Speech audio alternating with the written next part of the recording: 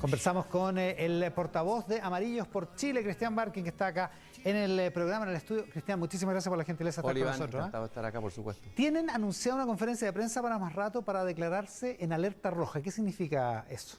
Bueno, el grupo Amarillos por Chile nació en febrero para alertar sobre la deriva maximalista que veíamos, o sea, explico lo que es maximalista, es que se había sobregirado un poco, se había sobregirado sobre todo las comisiones en las propuestas que estaban llegando al Pleno. Se habían pasado 3 o 4 pueblos, como se dice en ese estupendo dicho. Bueno, y empezamos a emitir alertas amarillas, apoyados por constitucionalistas del grupo, de decir, esto va en mala dirección y lo único que va a producir es finalmente un aumento del rechazo y una división del país en vez de lograr una constitución que sea, digamos, lo que tiene que ser una constitución, algo donde nos sentamos todos incluidos. Y fue lo que ocurrió en el momento en que nosotros nacimos, es decir, ni siquiera se veía en el horizonte la posibilidad de que el rechazo ganara, era imposible, era una hipótesis descartada. Y lamentablemente esa deriva maximalista, si bien se fue atenuando en algunos aspectos, se mantuvo en sus líneas centrales y estamos en el escenario hoy día que es el de la polarización, o sea, una constitución que en vez de unirnos nos va a dividir. Entonces, la alerta roja va en esa dirección.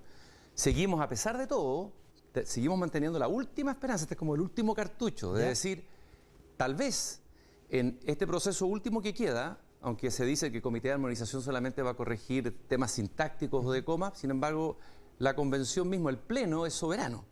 Y tal vez un cierto instinto democrático, un instinto que haga pensar a los que incluso dirigieron esta constitución en una dirección maximalista, digan, oye, nos exponemos finalmente, primero al rechazo y en segundo lugar nos exponemos a dividir al país. O sea, para entenderlo bien, la alerta roja no es que ustedes vayan a llamar a votar por el rechazo. Nosotros no estamos llamando a votar ni apruebo ni rechazo en este momento. Nosotros ¿Todavía? ¿Lo van a hacer en algún momento? Es que nosotros dijimos desde un comienzo que nuestra opinión final la íbamos a dar al final del proceso. No tenemos que esperar a que llegue el último día, pero sí el 4 de junio, 4, 5, 6 de junio ya vamos a tener lo que el Comité de Armonización va a llevar al Pleno. Y ahí vamos a decir, se hizo ese esfuerzo que nosotros estamos llamando ahora que hay que hacer, es decir, atención, tenemos la última oportunidad. Esto a lo único que vamos es a una polarización del país, a una polarización que es lo contrario al objetivo de una constitución. O sea, es paradójico que toda esta convención, la convención fue elegida para generar una constitución para superar la fractura social y política que hay en el país. Y estamos llegando a lo contrario. Ya, a ver, si lo entiendo bien. Lo que pasa es que el viernes entrevistamos al vicepresidente de la convención, Gaspar Domínguez, y el vicepresidente dice, el borrador es lo que es. Y se acabó, digamos, o sea, eso es todo. No se van a agregar cosas ni se van a cambiar cosas porque ya es, el borrador es lo que es, más allá de la discusión sintáctica, digamos, de la Comisión de Armonización. Por lo tanto, ¿de dónde puede surgir una opción distinta que es la que usted está sugiriendo? Bueno, yo creo que la Comisión de Armonización, que tiene que ver con el lenguaje también crea realidad. Es decir, si tú lees hoy día, el proyecto constitucional está sobrecargado de un tipo de adjetivo que va marcando también la realidad. O sea, si tú dices, por ejemplo, llamas al Poder Judicial sistema judicial, es una carga simbólica muy potente porque le estás quitando la fuerza de que es un poder como contrapeso del Estado. Entonces podrías pensar tal vez en la mirada del conjunto de la Constitución, no es necesario llamarlo sistema judicial, devolvámosle el nombre de Poder Judicial. Eso sería un gesto, por ejemplo, importante. El exceso del adjetivo plurinacional, pueblos originarios, el exceso, no digo que no tengan que estar, pero hay un exceso de carga indigenista en la Constitución. Hay una serie de aspectos, incluso desde el puro lenguaje, en que se pueden hacer cambios. Pero además, yo sigo creyendo que el Pleno de la Convención es soberano, o sea, puede hacer cambios. De hecho, acabamos de escuchar a Matías Walker decir acá que en Bolivia así se hizo, en un momento en que parecía que no iba a haber ninguna posibilidad de llegar a algo razonable. El comité de expertos fue llamado al final, aquí también ha sido llamado al final. Bueno, y nosotros siempre estamos abiertos a la esperanza, estamos abiertos a jugárnoslo hasta el final para lograr que no nos enfrentemos finalmente en un plebiscito que va a dividir al país en vez de unirlo. ¿Para cambiar qué? ¿Qué les molesta del borrador? A mí me parece, me molesta algo de fondo, no podríamos entrar después en los temas específicos. Lo que más me molesta es que una parte del país importante se sienta excluida de esta Constitución.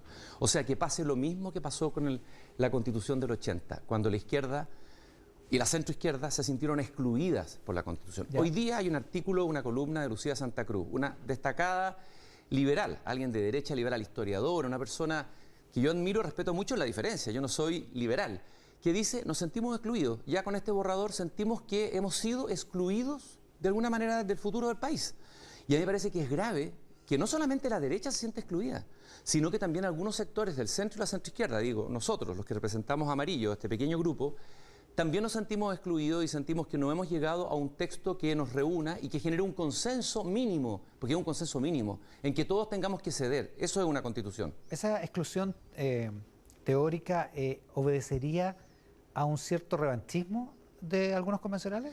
¿De los convencionales que ejercieron su mayoría? A mí personalmente el sentimiento de la revancha y el resentimiento, yo fui militante izquierda, vengo de la izquierda y conozco mucha gente de la izquierda que ha sufrido violación a los derechos humanos, que fue exiliada en nuestro mismo grupo. Hay gente que ha sido torturada, gente que fueron socialistas, militantes socialistas, etcétera, pero que hicieron un trabajo de superar el resentimiento y la revancha. Creo que lo peor que uno puede hacer es hacer lo mismo que hicieron contigo, pero de otra manera y de otro signo. Yo no creo que todos los convencionales tengan un espíritu revanchista, hay que ser justo en eso, pero me parece que se huele o se respira la sensación de que aquí nos vamos a llevar la pelota para la casa, vamos a hacer lo que nosotros queramos, vamos a imponer nuestras agendas, por ejemplo, las agendas identitarias, que son legítimas, pero no son la agenda de todo el país. Hay una parte importante del país que no se identifica con las agendas identitarias. Ahora, esos temas se pueden poner, pero se pueden poner sumando a sectores, por ejemplo, de la derecha liberal, que también han sido excluidos. Entonces, desde ese punto de vista, lo que hemos logrado hasta ahora, desde el punto de vista del objetivo inicial, para el que fue llamado a la convención, ha habido un fracaso. Pero nosotros como Amarillo, aunque parezca ingenuo y parezca un poco iluso lo que estamos haciendo, hasta el último minuto y en todas las instancias que vienen, vamos a apelar a la moderación, a la serenidad, a la unidad del país y no a la división ni a la guerra entre dos bandos irreconciliables. Ya. Hagamos como que no les resulta la idea, digamos, y el borrador sigue así como está, y que eventualmente pueda ganar el rechazo, como podría deducirse de algunas encuestas en el minuto de hoy, digamos. ¿Cuál sería un plan B, en opinión de ustedes? ¿Cuál sería una solución, una salida para lo que ocurriría si es que gana el rechazo? A ver, yo creo que este país se ha caracterizado en su historia por encontrar siempre salidas, incluso originales, en momentos de crisis. El ejemplo más grande es en medio de las protestas y el estallido social, en medio de la violencia, que el país estaba ardiendo por los cuatro costados, se genera este inesperado acuerdo transversal en que firmó desde el presidente Boric, que entonces era militante del Frente Amplio, hasta la UDI firmaron ese documento, nos acordamos de esa foto. En la época de la dictadura se llegó a un acuerdo para una transición pacífica que podría haber sido un baño de sangre y una guerra civil en el país. Entonces el país tiene, de alguna manera, una cultura institucional en su inconsciente, en su historia, que nos ha salvado de llegar muchas veces al abismo. Y cuando hemos perdido eso, ese sentido común, hemos llegado al abismo, a la división, el golpe de Estado, etcétera, etcétera, etcétera. Por lo tanto, yo creo que vías institucionales hay. El Congreso tiene potestad constitucional, se puede llamar un comité de expertos. Hay muchas salidas y muchas alternativas. No es que no haya ninguna alternativa. Preferida, digamos. ¿Ah? ¿No tienen una preferida? No hemos estudiado eso. Lo que estamos nosotros, a ver, vuelvo a insistir, puede ser esto, yo sé que puede sonar ingenuo. La gente nos dice, no, pero defínanse, digan esto, o apruebo o rechazo. Gente de nuestro propio grupo, porque en nuestro grupo hay gente de izquierda y centroizquierda, digamos, democrático. Nosotros creemos que ese no es el escenario todavía. Nosotros vamos a poner todo siempre para que logremos lo más acercarnos posible a una constitución que sea de todos y todas, siempre. Déjeme devolverme a una cosa, porque nos desviamos, o sea, yo me desvié en la pregunta. Usted decía, no me gusta una cosa de fondo, y hay algunas cosas específicas que no me gustan, o que me gustaría... Por ejemplo, a ver, el Estado plurinacional. Pueden haber posturas distintas y legítimas las dos. O sea, puede haber... Yo he escuchado a gente que dice que es bueno para el país para solucionar el tema de la Araucanía y la violencia, finalmente reconocer a los pueblos originarios como naciones.